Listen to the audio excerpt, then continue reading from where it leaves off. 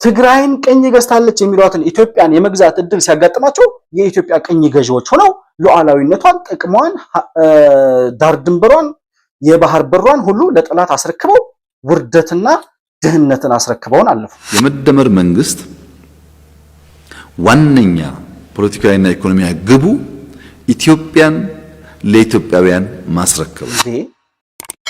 እንዴት ነው አንተ ከግብጽ ጋር አብረህ ተባብረህ መጣህ የዶክተር አብይ መንግስት ጥለህ አንተ መንግስት የምትሆነው? ግብጽ እኮ አምጥታ የጫነችብን ሻዕቢያና ወያኔ እኮ ምን እንዳደረጉን 27 ዓመት አየን። ወይም ቀበሌ ሳታስተዳድር ኩባንያ ሳታስተዳድር ማስተዳደር መተንተን በቂ አይደለም። አሁን የሚያስፈልገው ምን አማራጭ ሐሳብ አለ? ብዙዎቹን ሰምታቸው ከሆነ መጀመሪያ መንግስት ነውና ከዛ እንመካከራለን ይላሉ። ምንድነው ሊል የፈለገው? 27 ዓመት ሙሉ ስንኖር ከዛ በፊት በኢሃፓ በኢሰፓ በመኢሶን በኢዲዩ እየተባለ 17 ዓመት ሙሉ በእርስ በርስ በቀይ ሽብር ስትናጥ የነበረችው ሀገር ይሄኛው ብሔር ይሄኛው እምነት ይሄኛው ቡድን በቂ ነው ሌላው አያስፈልግም ሳይሆን እያንዳንዱ ዜጋ ካልተሳተፈ ኢትዮጵያን ለኢትዮጵያውያን ማስረከብ አንችልም ብሎ ያምናል። ዳር ድንበሯን የማያስከብሩ ጥቅሟን የማያስከብሩ ሉዓላዊነቷን የሚያስደፍሩ ልጆች ከእንደነዛ አይነት ልጆች እጅ ወጥታ አርበኛ በሆኑና ሉዓላዊነቷን፣ አንድነቷን፣ ጥቅሟን ሊያስከብሩ በሚችሉ ኢትዮጵያውያን እጅ መግባት አለባት ኢትዮጵያ እያለ ነው።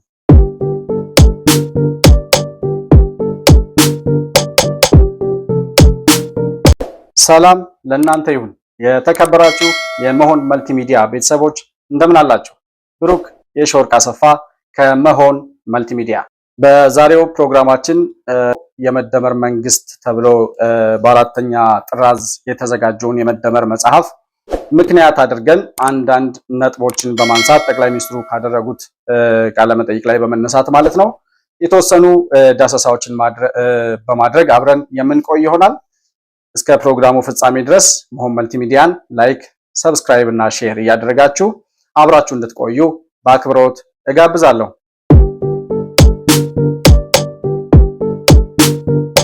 በዋናነት እንግዲህ እስከ ዛሬ ድረስ የብልጽግና መንግስት ፍኖተ ካርታ የለውም፣ ወዴት እንደሚሄድ ለህዝቡ ግልጽ አላደረገም፣ እኛም ራሱ ግልጽ አልሆነልንም የሚሉ ተቃዋሚ ፓርቲዎችም በተለይ በተቃውሞ ጎራ ያሉ ሰዎች ካርታ የለውም የሚሄድበት ወዴት እንደምንሄድ ኢትዮጵያን ወዴት መውሰድ እንደሚፈልግ ግልጽ አይደለም ይሉ ነበር። ግን ይሄ የመደመር መንግስት የሚለው መጽሐፍ ከመውጣቱም በፊት ሶስቱን ተከታታይ የመደመር ጥራዞች ያነበበ ሰው መደመር የሚለው እሳቤ ምን እንደሆነና የጠቅላይ ሚኒስትር ዶክተር አብይ መንግስት ወዴት እንደሚሄድ ኢትዮጵያን ወዴት ይዞ እንደሚሄድ ወይም ዓላማና ግቡ ምን እንደሆነ በግልጽ ያስረዳበት መጽሐፍ ነው። እስከዛሬ የነበሩት ሶስቱ መጽሐፎችም ማለት ነው። ምናልባት እንግዲህ ይህን ጥያቄ ለሚያነሱ ሰዎች አሁን የመደመር መንግስት ተብሎ የወጣው መጽሐፍ ደግሞ የበለጠ በመንግስትነት ደረጃ መንግስት አሁን መደመርን በመንግስትነት እሳቤ ያወጣበት መጽሐፍ ስለሆነ ዋናው የፖለቲካችን መዳረሻ ግባችን፣ ዓላማችን በግልጽ የተዘረዘረበት መጽሐፍ ነው ብለዋልና ያንን መጽሐፍ ገዝቶ ወይም ደግሞ ተወሶም ቢሆን ማንበብ የብልጽግናን መዳረሻ ወይም የኢትዮጵያ መንግስት መዳረሻውን በደንብ ሊያሳይ ይችላል ብዬ አምናለሁ። እንግዲህ እዛው ላይ ጠቅላይ ሚኒስትሩ ካነሷቸው ዋና ዋና ሐሳቦች መካከል የመደመር መንግስት ዋናው ዓላማው በመንግስትነት ደረጃ አሁን መንግስት መደመርን የመንግስትነት ፍልስፍና ወይም ደግሞ የመንግስት መመሪያና መተዳደሪያ ወይም በዛ መጽሐፍ ልክ በዚህ መጽሐፉ ላይ በሰፈረው ሐሳብ ልክ የሚመራ መንግስት ይሄ ነው ሐሳቤ፣ የምሄደው በዚህ መንገድ ነው፣ የምመራው በዚህ መጽሐፍ ነው ብሎ ያቀረበው በመንግስትነት ደረጃ የተገለጸበት መደመር በመንግስትነት እሳቤ የወጣበት እንደመሆኑ መጠን የመደመር መንግስት ዓላማውና ግቡ ምንድነው የሚለውን ጥያቄ ጠቅላይ ሚኒስትሩ ሲያስቀምጡ ከሁለት ነገሮች አንጻር ነው የመደመር መንግስትን ግብና መዳረሻውን የሚያስረዱት ማለት ነው። ዓላማውም ማለት ነውና አንደኛው ከግብ አንጻር ሊደርስበት ሊያሳካው ወይም መጨረሻ ላይ የሚደርስበትን ግብ አስመልክቶ ያስቀመጡት ሲሆን ሁለተኛው ደግሞ ከሂደት አንጻር ያንን ያስቀመጡትን ግብ ለማሳካት ሂደቱ ምን ነገሮችን ያካትታል፣ በምን ነገሮች ላይ አልፎ ነው መንገዱ የሚሄድበት የሚደርስበት ቦታ ላይ ለመድረስ የሚያቋርጣቸውና የሚሄድባቸው ሁኔታዎችና ሐሳቦች ምንድናቸው የሚለውን ከግብ አንጻርና ከሂደት አንጻር ብለው ነው ዓላማውን የሚያስቀምጡት።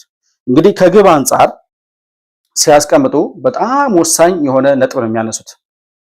ኢትዮጵያን ለኢትዮጵያውያን ለማስረከብ ነው ዋና ዓላማችን ይላሉ።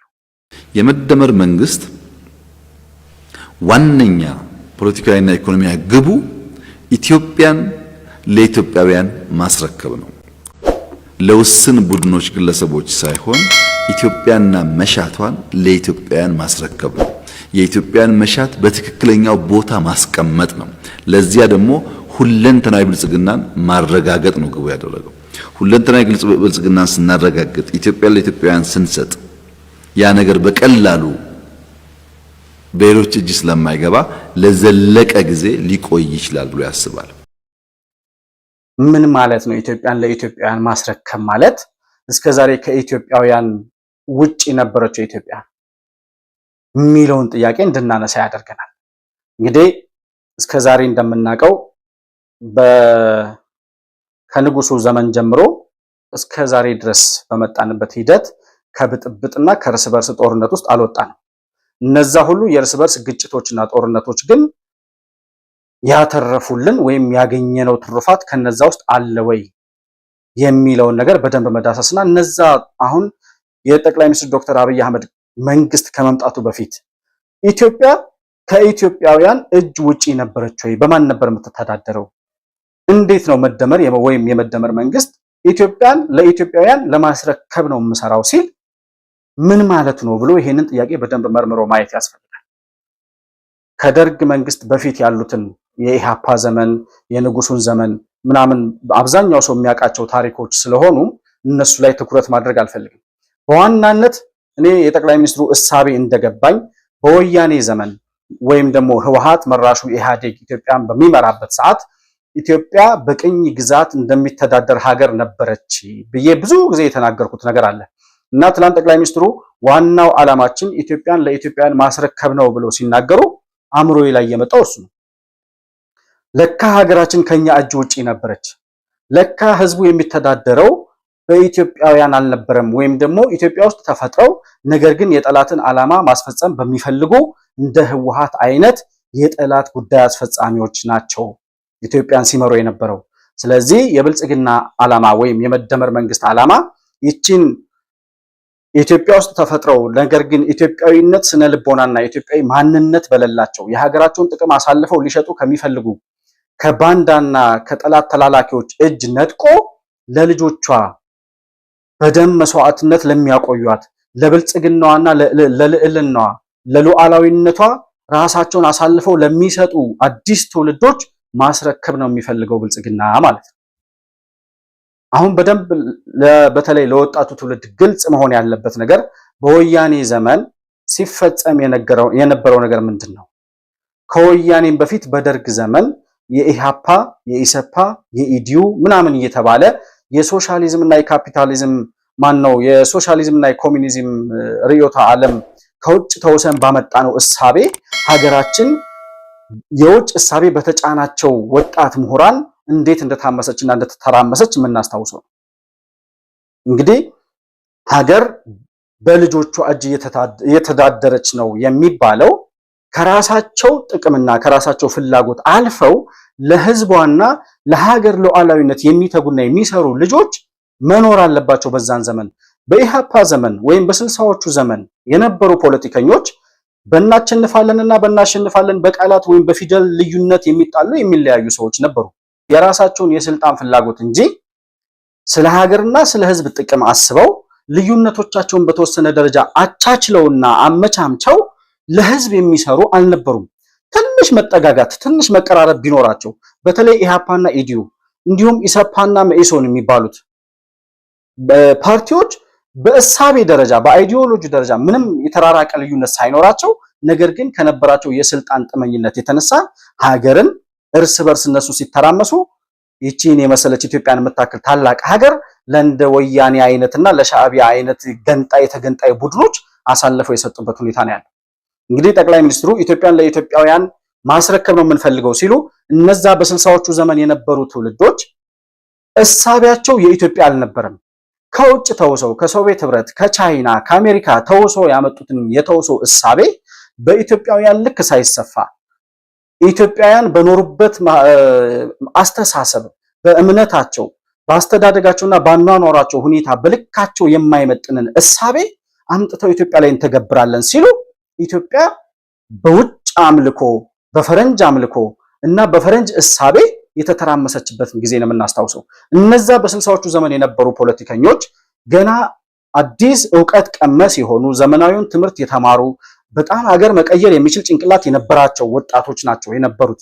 ነገር ግን አንደኛ ልዩነቶቻቸውን የተወሰነ አጠጋግተው ከራሳቸው ፍላጎትና ኢጓቸውን አሸንፈው ስለ ሕዝብና ስለ ሀገር ጥቅም ብለው የሚፈሰውን ደም የምትፈርሰውን ሀገር በተገንጣዮች እጅ ለመውደቅ ጫፍ ላይ የደረሰችውን ሀገር ማዳን ይችሉ ነበር።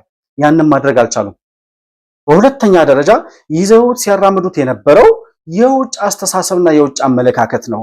ኢትዮጵያውያን ኮሚኒዝምን በለው ካፒታሊዝም በለው ሶሻሊዝምን በለው ምንም ብትለው በሀገራቸው ልክ በኖሩበት በእምነታቸው በአስተዳደጋቸው በልካቸው ያልተሰፋና ያልተገራ እሳቤ ከሆነ አንዱ ሀገር የተለወጠበት ወይም አንዱ ሀገር ያደገበት ዲሞክራሲያዊ እሳቤ እንኳን ቢሆን በዛ ሀገር ልክ በማህበረሰቡ እሳቤና በኑሮ ዘይቤ በባህሉ ከሃይማኖቱና ከእምነቱ አንጻር የሚታይ ወይም በዛ ልክ ተስተካክሎ ተከርክሞና ተቀርጾ መሰራት የነበረበት እሳቤ ነበር።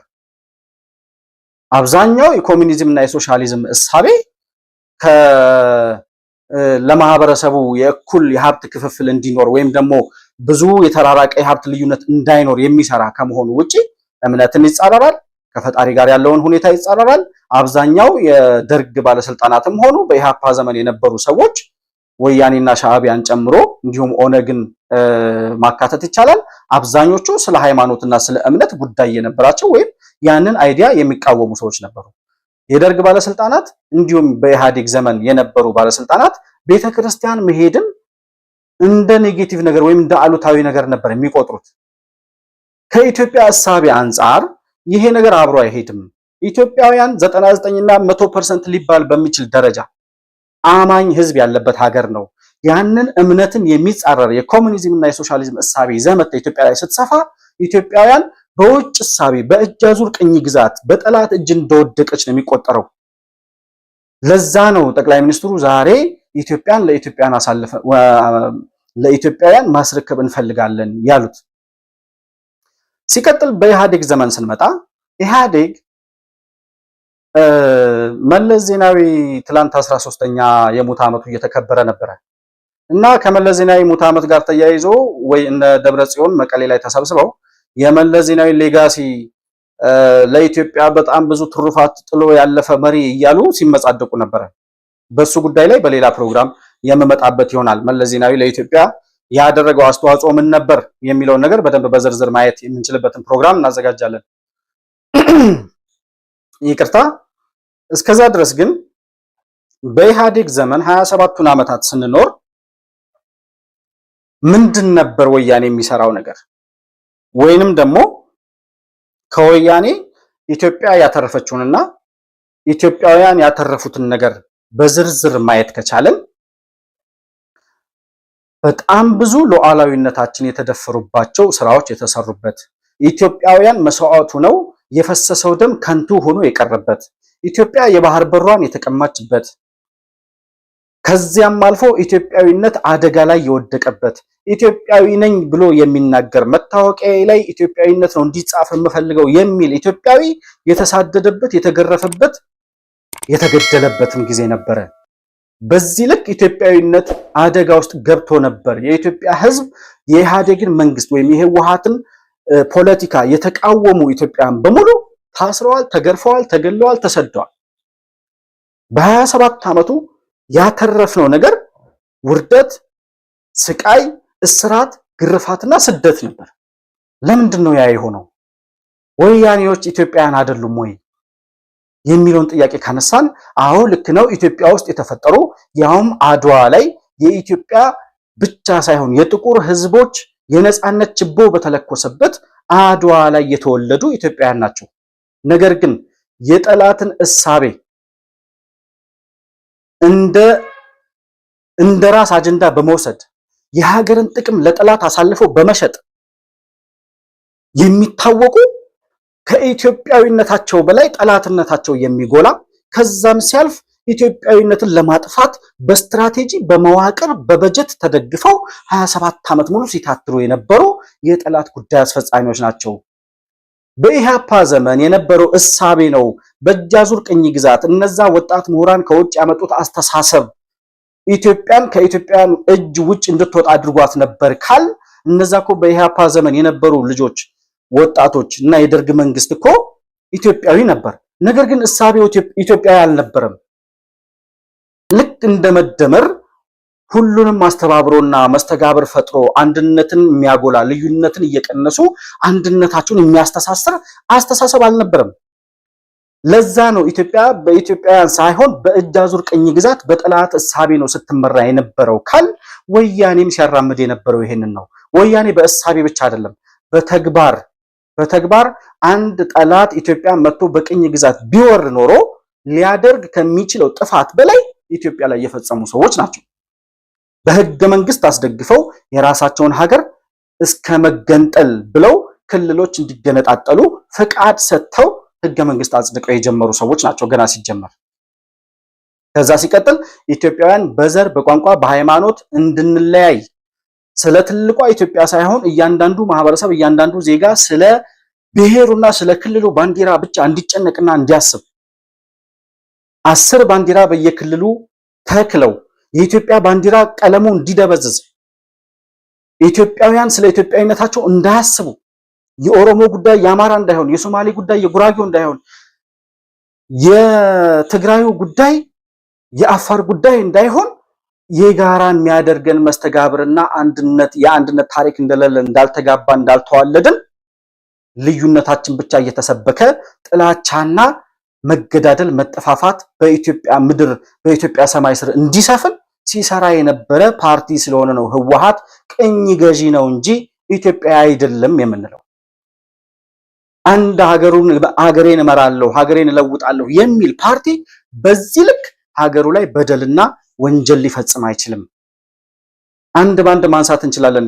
ከክልል አወቃቀሩ ጀምሮ በዘርና በቋንቋ በዘር በቋንቋ በብሔረሰብ እንድንከፋፈል ያደረገው እኮ አንዲት ኢትዮጵያ እንዳትኖር በተዳከመች ኢትዮጵያ ላይ ያቺን 83 ዓመተ ምህረት ወደ ጉያቸው የሸጎጧትን የመገንጠል ካርታ አውጥተው ታላቋን ትግራይን መሰረታለን ብለው ኢትዮጵያን ለማዳከም ሲሰሩ የነበሩ ሰዎች ናቸው። አንድ በሁለተኛ ደረጃ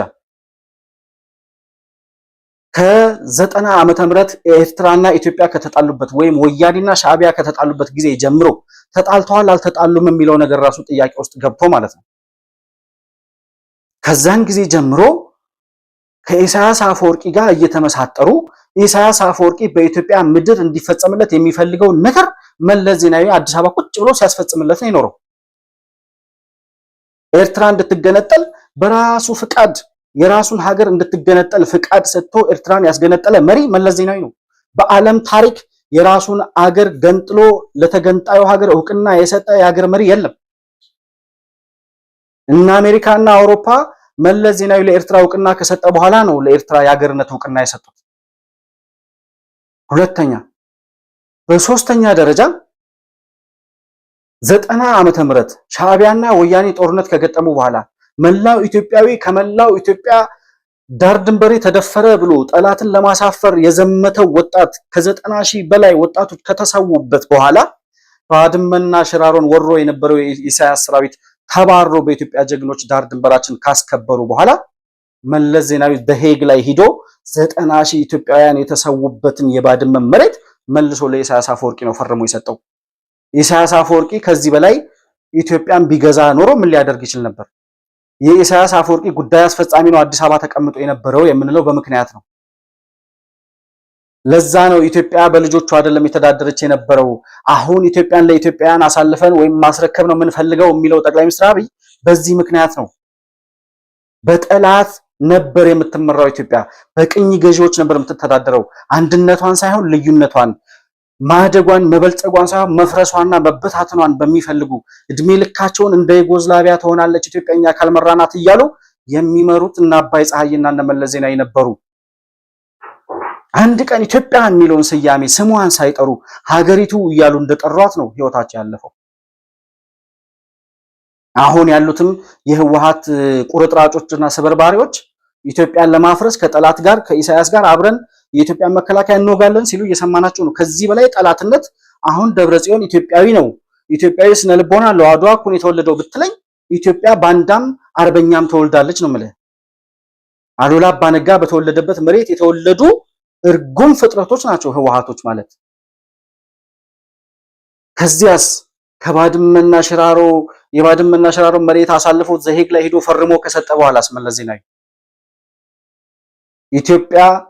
የኢትዮጵያ ዳር ድንበር ቀይ ባህር ነው፣ ፈረሴ ቀይ ባህርን ሳይጠጣ አይመለስም የሚለው አሉላ አባነጋ የተወለደበት ሀገር ላይ የተወለደው መለስ ዜናዊ የኢትዮጵያን የህልውና ጉዳይ የሆነውን የቀይ ባህርን የአሰብን ወደብ አሳልፎ ለኢሳያስ አፈወርቂ ሰጠ። የአሰብን ወደብ ቀይ ባህርን ዳር ድንበራችንን የባህር በራችንን ከዓለም ጋር የምንገናኝበትን የብልጽግናችን በር የሆነውን ወደ ብልጽግናችን የምንሸጋገረው በቀይ ባህር በኩል ነው። የብልጽግናችን በርና መገናኛ መሄጃችን የሆነውን ቀይ ባህርን አሳልፎ ለኢሳያስ አፈወርቂ ሲሰጥ ምንም ወደብ የለንም ብሎ እንጠፋለን ሞታለን ማለት አይቻልም። የአሰብ ወደብ ግመል መጠጫ ነው የሚሆነው፣ ሌላ ምንም ትርፍ የለውም። የሸቀጥ ጉዳይ ነው። ወደብ ማለት ሸቀጥ ነው። ገንዘብ እስካለን ድረስ የትኛውን ቦታ ላይ ሄደን እንገዛለን ወደብ አለ መለስ ዜናዊ። አሁን ለወደብ ኪራይ ስንትና ስንት ሚሊዮን ብር በየወሩ እንደምንከፍል ዓለም ይፈርዳል። ከዓለም ላይ የባህር በር ከሌላቸው ሀገራት ትልቋ ሀገር ኢትዮጵያ ነች። 130 ሚሊዮን ህዝብ ይዛ እያደገ ያለ ኢኮኖሚ ይዛ የባህር በር ተቆልፎባት ያውም የራሷን የባህር በር በራሷ መሪዎች በባንዳዎች አሳልፋ ሰጥታ ተቆልፎባት የምትኖር ትልቅ ሀገር ኢትዮጵያ ናት። ይህን ሁሉ የሰራው ወያኔ ነው። የዘረፉትን ንብረት፣ ያጠፉትን ሀብት፣ የገደሉትን ኢትዮጵያዊ፣ ያራዘሙትን የነጻነት ጊዜ በባርነት እንድንኖር የፈረዱብንን የ27 ዓመት በደልና ግፍ ሳንቆጥር ማለት ነው። በፖለቲካው ዘርፍ የተደረገብንን በደል ሳናነሳ በህልውናችን በሉዓላዊነታችን ላይ ራሱ ይሄን ያክል ነው ወያኔ የተጫወተው። ለዚያ ነው 27 ዓመት ሙሉ ኢትዮጵያ በኢትዮጵያውያን አልነበረም የምትመራው። አሁን ዶክተር አብይ እያወራ ያለው ኢትዮጵያ ወደ ልጆቿ መመለስ አለባት። የጠላትን አጀንዳ የሚያስፈጽሙ የጠላት ተላላኪ የሆኑ ህልውናዋን የማያስከብሩ ዳር ድንበሯን የማያስከብሩ ጥቅሟን የማያስከብሩ ሉዓላዊነቷን የሚያስደፍሩ ልጆች ከእንደነዛ አይነት ልጆች እጅ ወጥታ አርበኛ በሆኑና ሉዓላዊነቷን፣ አንድነቷን፣ ጥቅሟን ሊያስከብሩ በሚችሉ ኢትዮጵያን እጅ መግባት አለባት ኢትዮጵያ እያለ ነው። ጆር ብሎ መመርመር ይጠቅማል። አሁን እዚህ ጋር መከራከር ጠቅላይ ሚኒስትሩ እንደዚህ ያለውን ነገር በኔጌቲቭ ነገር ከመተርጎም ይልቅ ምንድነው ሊል የፈለገው? 27 ዓመት ሙሉ ስንኖር ከዛ በፊት በኢሃፓ በኢሰፓ በመኢሶን በኢዲዩ እየተባለ 17 ዓመት ሙሉ በእርስ በርስ በቀይ ሽብር ስትናጥ የነበረችው ሀገር በዛን ዘመን በደርግ ዘመን በእጅ አዙር ቅኝ ግዛት በእሳቤ አእምሯቸው የውጭ ፈረንጅ አምልኮ በሆኑ የፈረንጅ ፖለቲካና ዲሞክራሲ ኢትዮጵያ ላይ አምጥተን ወይም የሶሻሊዝምን የኮሙኒዝምን እሳቤ ኢትዮጵያ ላይ እንጭናለን ባሉ አርበኝነታቸውን ለፈረንጅ ባርነት አሳልፈው የሰጡ ወይም የሸጡ ኢትዮጵያውያን ያመጡት እሳቤ ነው እንደዛ እርስ በርስ እንድትገዳደልና ከዚያ በኋላ እነ መለስ ዜናዊ እጅ ላይ እንድትወድቅ ያደረጋት። እና እሳቤው ያኔ ይንቀሳቀስ የነበረው በሀገሪቱ ሰማይ ስር ይራመድ የነበረው የፖለቲካ አይዲዮሎጂና ርዕዮተ ዓለም በሙሉ ከውጭ የመጣ እሳቤ ነው። እነዛ ኢትዮጵያውያን በደርግ ዘመን የነበሩ ኢህአፓን በለው ማንኛውም ፓርቲ በኢትዮጵያዊነት በኢትዮጵያውያን ልክ የተሰፋ አይዲዮሎጂ አልነበራቸውም። ከራሳቸው ጥቅምና ህልውና አሳልፈው ለሀገርና ለህዝብ የሚያስቡ አልነበሩም። በጣም ጥቅመኞች፣ በጣም ራስ ወዳዶች፣ እኔ ያልኩት ካልሆነ የሚሉ አምባገነኖች ነበሩ፣ ምንም እንኳን የተማሩ ወጣቶች ቢሆኑ። ለዚያ ነው እሳቤው የውጭ እስከነበረ ድረስ ኢትዮጵያን በኢትዮጵያን ትገዛ ነበር ወይም ትመራ ነበር ብሎ ማሰብ አይቻልም። መንግስቱ ኃይለ ማርያምም ቢሆን የሶቪየት ህብረትን ሶሻሊዝም አምጥቶ ነው ኢትዮጵያውያን በማይመጥናቸው ልክ እንዲተዳደሩ ሲያስገድዳቸው 17 ዓመት ሙሉ በጦርነት ሲታመስ ኖሮ መጨረሻ ላይ ለተገንጣዮች ሀገርን አስረክቦ ሄደው። ወያኔም የሰራውን በደል እየነገርኳቸው ነው። አንድ ሀገሬ ነው የሚል ሀገሩን የሚያስተዳድር ሰው የዚህን ያክል በደል ሀገሩ ላይ ሊሰራ አይችልም። ሲጀመር ወያኔዎች ነፃ አውጪዎች ናቸው። የትግራይ ነፃ አውጪ እጣ ፈንታና ጊዜና ሁኔታ ፈቅዶላቸው የኢትዮጵያን ስልጣን ለመቆጣጠር ቻሉ እንጂ ኢትዮጵያ የትግራይ ቅኝ ገዢ ናት። ስለዚህ ኢትዮጵያን ከትግራይ ቅኝ ግዛትነት ትግራይን ከኢትዮጵያ ቅኝ ገዢነት እናወጣለን፣ ትግራይን ነፃ እናወጣለን ብለው ለመገንጠል የተነሱ ሰዎች ናቸው። ከዛ በኋላ መንግስቱ ኃይለማርያም ሲዳከም፣ የደርግ መንግስት ሲዳከም እድሉንና አጋጣሚውን ተጠቅመው የኢትዮጵያ መሪ ለመሆን ቻሉ። ከዚያ በኋላ ምን አደረጉ? ትግራይን ቅኝ ገዝታለች የሚሏትን ኢትዮጵያን የመግዛት እድል ሲያጋጥማቸው የኢትዮጵያ ቅኝ ገዢዎች ሆነው ሉዓላዊነቷን፣ ጥቅሟን፣ ዳር ድንበሯን፣ የባህር በሯን ሁሉ ለጠላት አስረክበው ውርደትና ድህነትን አስረክበውን አለፉ። እንዲህ ነው ጠላት የጠላትነት ሜንታሊቲ ያለው የባንዳ ልጅ የኢትዮጵያን ዙፋን ሲቆጣጠር ኢትዮጵያዊነት እንዴት እንደሚኮሰምን፣ ኢትዮጵያ እንዴት አንገት እንደምትደፋ፣ ውርደትና መሸማቀቅ እንዴት ጌጥ እንደሚሆን በአገር ላይ ተመልክተናል። እና አሁን ኢትዮጵያ በልጆቿ ጥረት ታፍራና ተከብራ ትኖራለች የሚሉ መሪዎች ወደ ስልጣን ሲመጡ የመጨረሻው ዓላማና ግባችን ይቺን ታላቅ ሀገር፣ ይቺን ባለ ታሪክ ሀገር፣ ይቺን በጣም ብዙ ዘመን የ3000 እና ከዛ በላይ ዘመን ታሪክ ያላትን ሀገር ለልጆቿ አስረክበን ብልጽግናዋን አረጋግጠን መሄድ ነው የምንፈልገው የሚለው ለዛ ነው። ኢትዮጵያን የሚመሩት ኢትዮጵያ ውስጥ የተፈጠሩ ቅኝ ገዢዎች ናቸው። ደግሞ ከውጭ የመጣ ጠላት ቅኝ ቢገዛ ይሻላል። ከራስህ ማህፀን ውስጥ ከኢትዮጵያ ማህፀን ውስጥ በወጣ ባንዳ የጠላትን አጀንዳ የሚያስፈጽሙ ሰዎች የኢትዮጵያን ስልጣን ሲይዙ አንድ የውጭ ጠላት መጥቶ ቅኝ ከሚገዛህ በላይ ነው በደልና ተንኮላቸውን በኢትዮጵያ ላይ የሚዘሩት። ዛሬ የደረስንበት የእርስ በርስ ጦርነት አማራን የሚያክል ህዝብ ታላቁን በኢትዮጵያዊነቱ የኖረውን በውትድርና በአርበኝነት የኢትዮጵያን ዳር ድንበር አስከብሮ ታላቋን ኢትዮጵያን ለትውልድ ያስተላለፈውን የአማራን ህዝብ ወደ ዘረኝነት መቀመቅ ውስጥ የከተተው ወያኔ ይዞት የመጣው የዘረኝነት ትርክት ነው። ይህ የወያኔ የዘረኝነት ፖለቲካ ምን ያክል ጥልቅና ስር የሰደደ እንደነበር የምታየው የአማራን ህዝብ አሁን እያቀነቀነ ያለውን ወይም በሁሉም ህዝብ ባይሆንም የአማራን ብሔርተኝነት እናቀነቅናለን የሚሉ ከአማራ ክልል ውስጥ የተወለዱ ኢትዮጵያውያን መኖራቸውን ስታይ፣ ከዚያ በኋላስ እነ ጀዋር መሐመድ ትልቁ የፖለቲካ ስኬታችን የአማራ ብሔርተኝነት እንዲያቆጠቁጥ ማድረጋችን ነው ሲሉ ስትሰማ ወያኔ ምን ያክል ኢትዮጵያን ለመበታተን ስር ሰዶ እየሰራ እንደነበረ ማረጋገጫ ነው። እናቶቻችን ነጠላቸው ላይ አረንጓዴ፣ ቢጫ፣ ቀይ ባንዲራዋን እያሰፉ አባቶቻችን ከረባታቸው ላይ እያደረጉ ያቺ ባንዲራ እንዳጠፋ ኢትዮጵያዊነት እንዳይከስም ሲታገሉና ወያኔ ሊያጠፋ 27 ዓመት ሙሉ በበጀት፣ በቢሮክራሲ፣ በስትራቴጂ፣ በተለያየ ሐሳብ የተለያየ የውሸት ትርክትን በእነ ተስፋዬ ገብረአብ በኩል በማጻፍና በመንደፍ ሊያፈርሳት ሞክሮ 27 ዓመት ሙሉ ሰርቶ ያላፈረሳት ወያኔ ኢትዮጵያን በኢትዮጵያዊነቷ እንድትኖር የሚፈልጉ እንደነ ዶክተር አብይ አይነት ልጆችና እንደ ከጠላት ዳር ድንበር ሲጠብቋት እንደኖሩት አይነት አርበኞች ልጆች ስላሏት ነው። እና በጸሎት የሚጠብቋት እናትና አባት ልጆች ስላሏት ነው ኢትዮጵያ ሳትፈርስ የኖረችው እንጂ ወያኔ የሚባል የሰይጣን ቁራጭ ኢትዮጵያዊ ነበር ብለህ የምታስብ ከሆነ የባንዳነት ትርጓሜውና የቅኝ ግዛት ትርጓሜው አልገባህም ማለት ነው። ጣሊያን መጥቶ ወያኔ ኢትዮጵያ ላይ ካደረሰው በደልና ጥፋት በላይ አልፈጸመብንም። ቢያንስ ኢትዮጵያዊነት ወንጀል ነው አላለም ጣሊያን። ወያኔ እኮ ኢትዮጵያዊ ብሎ መታወቂያ ላይ መጻፍ ወንጀል ነው ብሎ ያሳስር ነበር። ብሔርህ ምንድን ነው ተብለህ ስትጠየቅ እኔ ከኦሮሞም ከአማራም ከሶማሌም ከወላይታም የተወለድኩ ነኝ ምን ብዬ ልናገር፣ ብሔሬ ምን ልበል ያሉ ሰዎች መልስ አጥተዋል። ይሄን ጥያቄ በመጠየቃቸው ብቻ ወይ ተባረዋል፣ ወይ ተገርፈዋል፣ ወይ ተሰደዋል። እንዲህ አይነት ግፍ የሚፈጽም ቅኝ ገዢ ነበር ወያኔ። ለዛ ነው በኢትዮጵያውያን እጅ አልነበረችም ኢትዮጵያ። እውነት ነው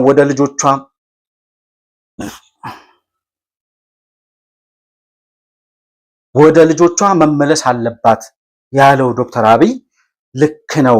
እኛም ዶክተር አብይና የብልጽግና መንግስት የለውጡን መንግስት የምንደግፈው ኢትዮጵያዊ መሪ ነው።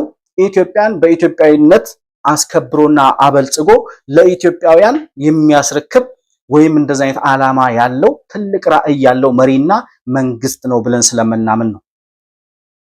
በዚህ ልክ ዶክተር አብይ ያስቀምጠው ኢትዮጵያን ለኢትዮጵያውያን የማስረከብ ዓላማ አብዛኛው ኢትዮጵያዊ ሊገዛው የሚገባና ዶክተር አብይን እንድንደግፍ የሚያደርግን ዋናው ዓላማ እንደሆነ መረዳት አለበት ህዝቡ። ሌላኛው ከሂደት አንጻር የሚለው ነው። ከሂደት አንጻር የመደመር መንግስት አቅምና አቋምን መደመር ይፈልጋል ይላል። መደመር አለበት። የእያንዳንዱ ማህበረሰብ የእያንዳንዱ ዜጋ አቅምና አቋም ደምረን መሻገርና መሄድ እንፈልጋለን ይላል።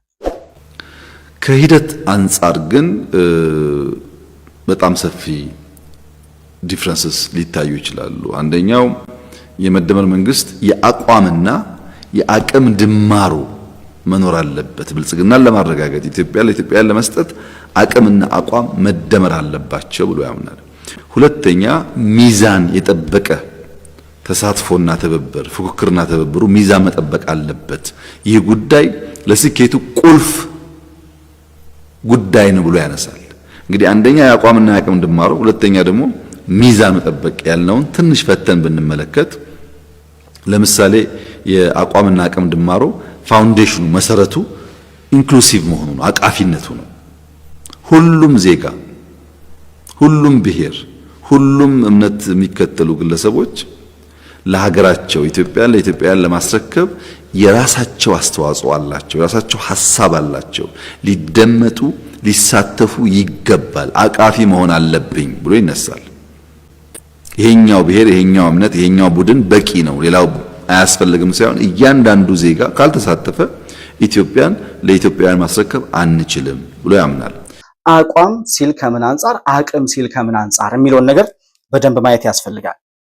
አቅም ሲባል የእውቀት አቅም፣ የሐሳብ አቅም፣ የማድረግ አቅም፣ የሪሶርስ አቅም፣ የሀብት በየአካባቢው በየገጠሩ በየክልሉ ያለውን የእያንዳንዱን ማህበረሰብና ብሔረሰብ አቅም መጠቀምና ለኢትዮጵያ በሚበጅና በሚጠቅም ደረጃ መተግበር፣ ለዛ ጥቅም መዋል እንፈልጋለን ይላል። ይሄ ከአቅም አንጻር የሚነሳ ነው። ሁለተኛው ከአቋም አንጻር እያንዳንዱ ኢትዮጵያውያን አቋም መደመር አለበት ብለን እናስባለን ይላል። ግን የትኛው አቋም? የመደመር መንግስት መደመር አለበት የሚለው የአቅምና የአቋም መጠን ወይም የትኛውን ነው የሚለውን ነገር በደንብ ማየት ያስፈልጋል። አንደኛ በአቋም ደረጃ እያንዳንዱ ኢትዮጵያዊ ነኝ ብሎ የሚያስብ ልክ እንደ ወያኔ ኢትዮጵያ ውስጥ ተወልዶ የጠላትን አጀንዳ ማስፈጸም የማይፈልግ ባንዳ ያልሆነ ማለት ነው። በአርበኝነት የአባቶቹን ታሪክ ማስቀጠል የሚፈልግ ኢትዮጵያዊ የአንድነትና የሰብሳቢነት አቋሙ መደመር አለበት ይላል።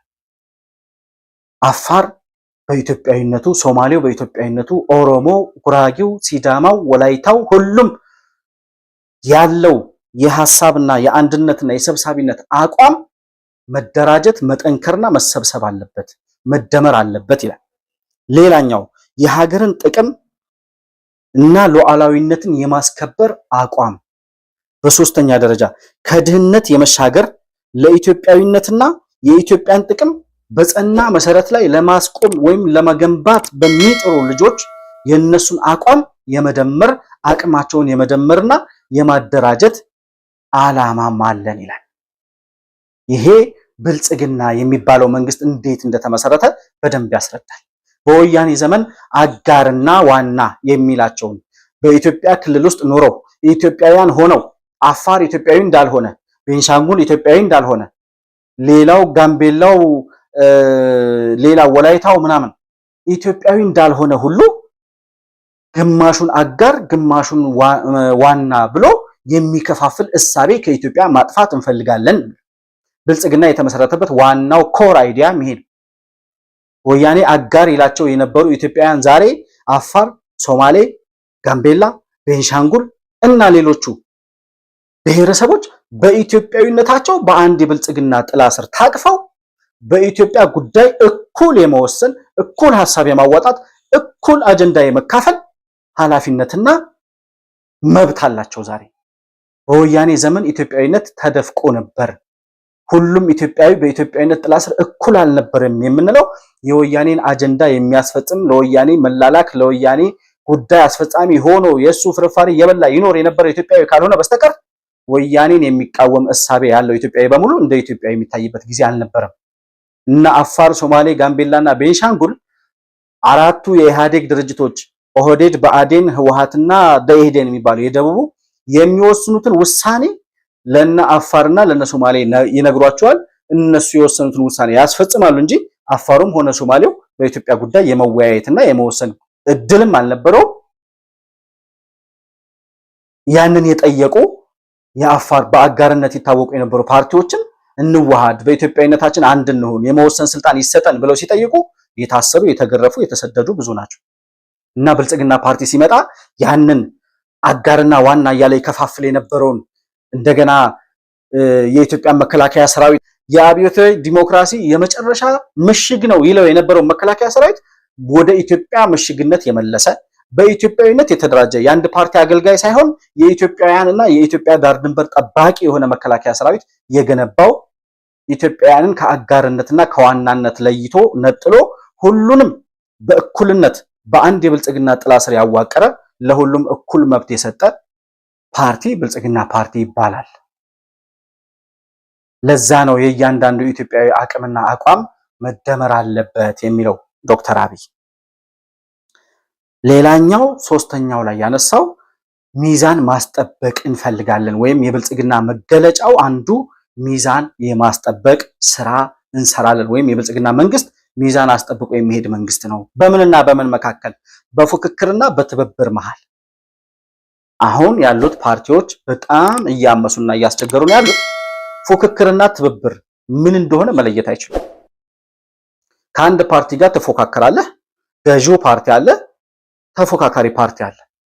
የኛ ግን ተፎካካሪ ፓርቲዎች ሳይሆኑ ተቃዋሚ ፓርቲ ብቻ ናቸው። እንደ ተፎካካሪ ፓርቲ የምጠራው አንድ ፓርቲ ጥራ ካላችሁኝ ወይም አንድ ሁለት አሁን ያሉትን ኢዜማና አብንም ብቻ ነው መጥራት የምችለው። ከዛ በተረፈ ወደ 60 ምናምን ፓርቲ አለ አይደል? እናት ፓርቲ የሚባለውን ፓርቲ አሁን በእናት ስም ተደራጅቶ ጥፋትና ወንጀል የሚፈጽም የሚያወሩት ፖለቲካ ሁሉ ጥፋት ከአንድ የሚጠቅም እሳቤ ሲያወሩ ሰምቻቸው የማላቃቸው ፓርቲ አንዱ እናት ፓርቲ ይባላል። እነሱ አሁን የፉክክርና የትብብር እሳቤ ምን እንደሆነ አይዲያውም የላቸው፣ መረዳትም አይፈልጉም። ስለዚህ የብልጽግና መንግስት በዚህ መሃል በፓርቲዎች መሃል በገዢውና በተፎካካሪ ፓርቲዎች መሃል እንዲሁም በመንግስትና በህዝብ መሃል ያለውን ሚዛን ማስጠበቅ ይፈልጋል ይላል። እንግዲህ በፓርቲዎች መሃል መፎካከርና መተባበር ምን ላይ እንደሆነ ሚዛን ያስጠብቃል ስንል ከምን አንጻር የሚለውን ማየት ያስፈልጋል። በፓርቲዎች መካከል ፉክክር መኖር አለበት ሲባል የሐሳብ የበላይነትን ይዘህ መጥተህ ብልጽግና ፓርቲ የመደመር እሳቤን ይዞ መጥቶ ይሄው መጽሐፍ ሰነድ ይዘን መጥተናል፣ መንግስታችን የሚመራበት ሰነድ ይሄው አለ። ለዛ ሐሳብ የሚመጥን ነው ብልጽግና መደመር የሚለው ትክክል አይደለም፣ እኔ የተሻለ ሐሳብ አለኝ ብለህ ይዘህ መጥተህ ህዝብ የሚገዛው ሐሳብ መሸጥ ከቻልክ ያኔ ህዝብን ማስተዳደር ትችላለህ፣ መንግስት መሆን ትችላለህ ነው። መፎካከር በዚህ ልክ ይቻላል። በሐሳብ የበላይነት የተሻለ እሳቤ ይዞ በመምጣት መፎካከር፣ ከዛ ሲቀጥል የህዝብን ጥቅም ለማስጠበቅና የመንግስት ወይም የገዢው ፓርቲ ድካም ካለበት ያንን ድካሙን ነቅሶ በማውጣት ለማህበረሰቡ በማስረዳት ፉክክር ሊኖር ይገባል። ይሄን ነው እያለ ያለው። ከዛ ሲቀጥል ትብብሩስ ምን ላይ ነው የሚለው ነገር ስናነሳ በልማት ስራዎች ለማህበረሰቡ በሚገነቡ ለምሳሌ አሁን ሰው የተማሪዎች ምገባን የሚቃወሙ ፖለቲካ ፓርቲዎች እኮ አሉ። ትምህርት ቤት በኤሌመንታሪ ትምህርት ቤቶች ላይ የተጀመረውን የምገባ ስርዓት የሚቃወሙ ፖለቲካ ፓርቲዎች አሉ። አሁን እነዚህ እንዴት ነው ተማሪዎች ለምን ምግብ በሉ ብለህ የምትቃወመው? ኮሪደር ልማት ሲሰራ ከተማ ሲቀየር ከተማ ስትዋብ አሁን ካሳንቺስ አካባቢን ያየ አቧሬን ያየ ሰው የኮሪደር ልማትን የሚቃወም የፖለቲካ ፓርቲ አለ ኢትዮጵያ ውስጥ ቢባል እኔ የውጭ ሀገራት መንግስታት ወይም እዛ የውጭ ሀገራት ፖለቲካ ፓርቲዎች ይሄን ቢሰሙ መሳለቂያ እንደሚያደርጉ ነው የሚገባኝ።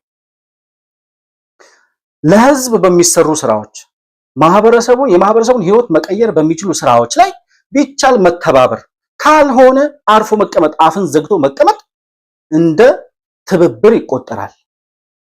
እያንዳንዱን ነገር ካልተቃወሙ ፓርቲ የሆኑ አይመስላቸውም። የኛ ፓርቲዎች መቃወም ብቻ ነው ፓርቲነት የሚመስላቸው እና በትብብር ደረጃ የሚነሳው በበጎ አድራጎት ስራዎች ላይ፣ በልማት ስራዎች ላይ፣ ለማህበረሰቡ በሚሰሩ ስራዎች ላይ አንድ መንግስት ኖረም አልኖረም ያንን ማህበረሰብ ህይወት የሚቀይር እስከሆነ ድረስ ነገም ከነገ ወዲያ ተቃዋሚ ፓርቲዎች መንግስት ሆኖ ሲመጡ ሊያስቀጥሉት የሚገባ እንጂ አሁን የኮሪደር ልማትን አንድ ተቃዋሚ ነኝ የሚል ኦፌኮ ስልጣን ቢይዝ የኮሪደር ልማት አያስፈልግም ብሎ ሊያፈርሰው እንዴት ነው ይሄንን መንገድ የምትቃወመው? ይሄንን መብራት የምትቃወመው? ይሄንን ልማት የምትቃወመው? ነገ አንተ መንግስቱ ነህ ብትመጣ ታስቆመዋለህ ወይ? በዚህ እኮ ነው የምትፎካከረው። የሐሳብ የበላይነት ማለት ይሄ ነው።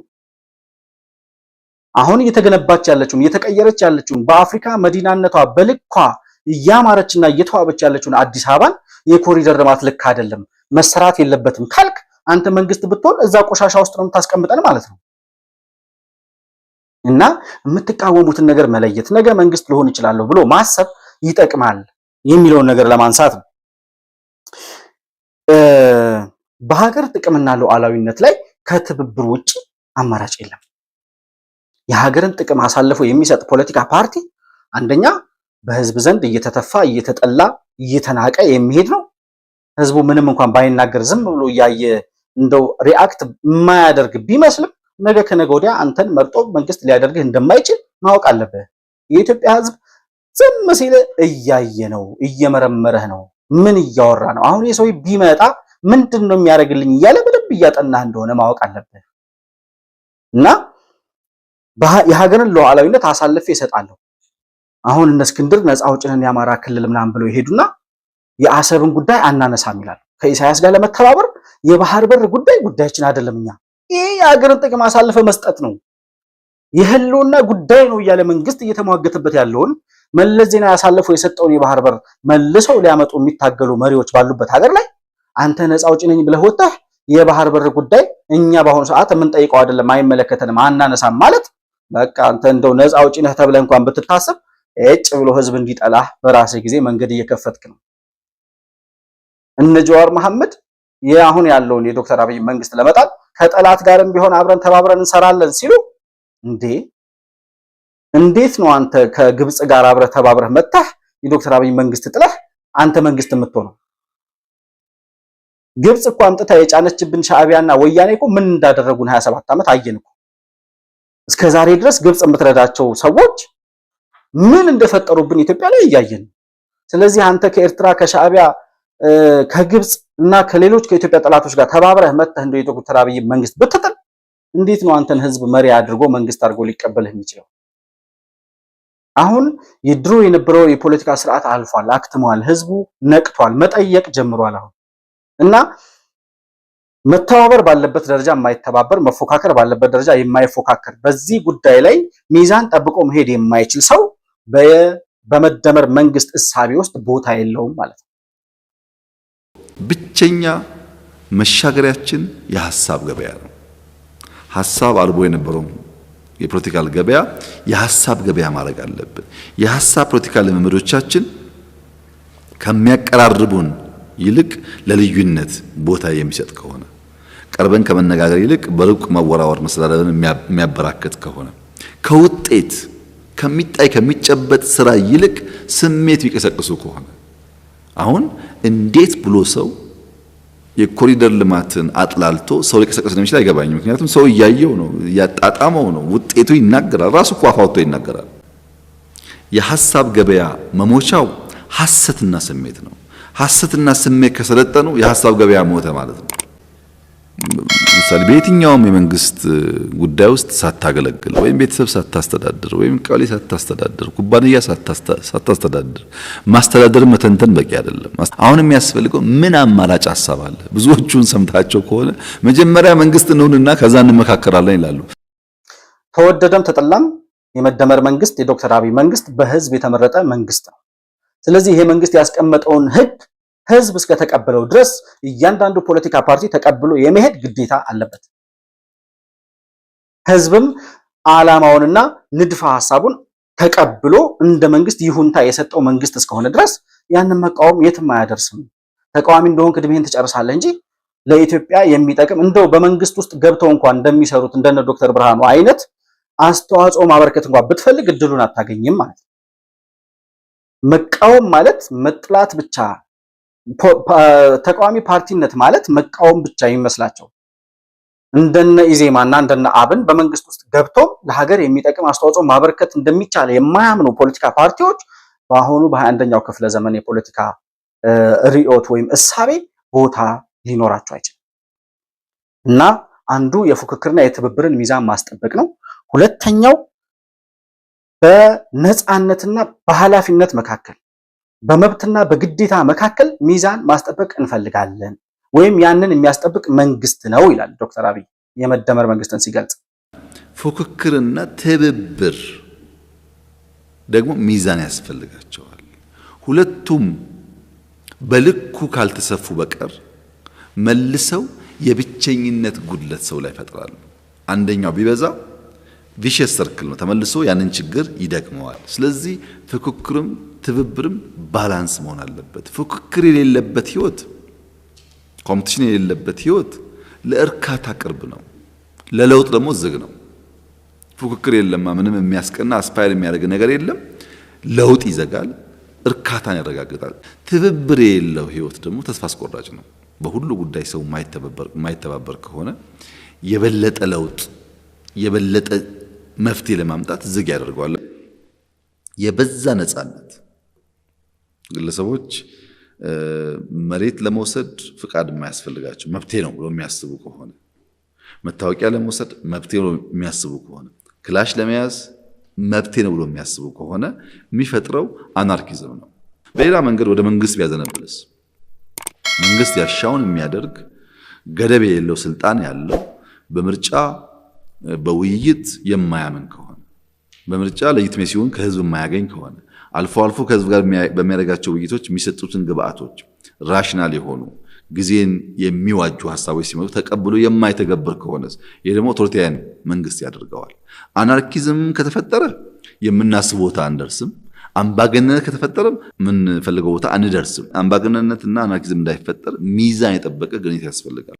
አሁን የለውጡ መንግስት ከመጣ ወዲህ ሀገር እየታመሰች ያለችው እኮ ነፃነቱንና ኃላፊነቱን መወጣት በማይችል በሁለቱ መካከል ሚዛን ማስጠበቅ የማይችል ነፃነቱን ተነፍጎ የቆየ 27 ዓመት ከዚያ በኋላ ነፃነቱ እንደ ልብ ተከፍቶ ሲሰጠው ነፃነትን ማስተዳደር ያቃተውና ኃላፊነቱን መወጣት የማይችል ሰው ስለበዛ ነው። ስለዚህ የብልጽግና መንግስት በነፃነትና በኃላፊነት መካከል እንዲሁም በመብትና በግዴታ መካከል ገደብ መኖሩን እያንዳንዱ ዜጋ ማወቅ አለበት። ይሄ መሳሪያ ታጥቀህ መሳሪያ እየነቀነቁ ጠላቤት ለጠላቤት እየዞሩ እንደ ጀግና መታየት በብልጽግና መንግስት ዘመን አይሰራም። እሱ ነው ዛሬ ለደረስንበት ወከባና ግርግር የዳረገን። በጣም ብዙ ንጹሃን እንዲሞቱ ያደረገው ይሄ የመሳሪያ ታጣቂነት ነፃነት እንደ መብት ተቆጥሮ ግዴታቸውን መወጣት በማይችሉ ሰዎች እጅ ሲገባ ነው አገር መዓት የወረደባት።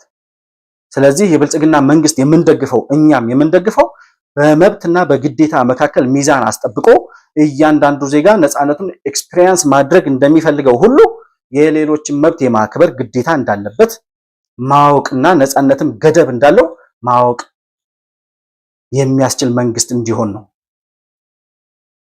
የግለሰብን ወይም የዜጎችን ነፃነት ብቻ አይደለም ዶክተር አብይ የሚያነሳው።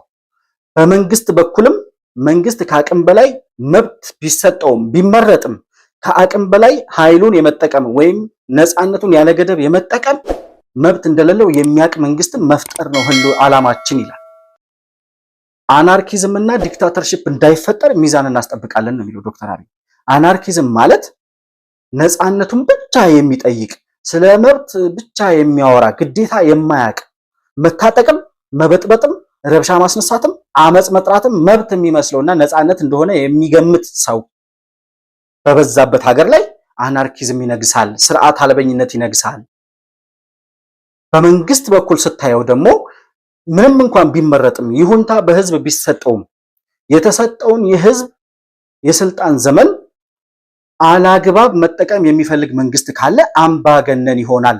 ስለዚህ በዚህ በአናርኪዝምና በዲክታተርሺፕ መካከል ሚዛን ጠብቆ ማስኬድ የሚችል መንግስት ነው የመደመር መንግስት።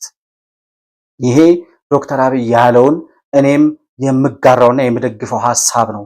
ሁሉም ህዝብ በዚህ ደረጃ መረዳት መቻል አለበት። መብታችንን ስንጠይቅ ግዴታ እንዳለብን ማወቅ ታላቅነት ነው። ይሄ ዕውቀት ይባላል፣ መብሰል ይባላል። ይሄ መብቱን ብቻ የሚጠይቅ ሕፃን ልጅ ነው።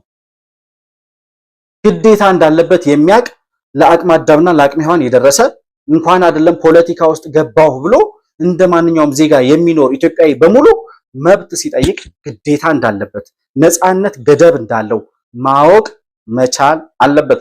መንግስት ይሄንን በመጽሐፉ ላይ እንዳስቀምጠው ማስከበርም አለበት ብዬ አምናለሁ።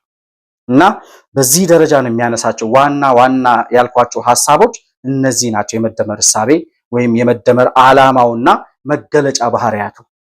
ለዛሬ የነበረኝ ፕሮግራም ይህንን ይመስላል። መሆን መልቲሚዲያን ላይክ፣ ሰብስክራይብ እና ሼር ማድረጋችሁን እንዳትዘነጉ።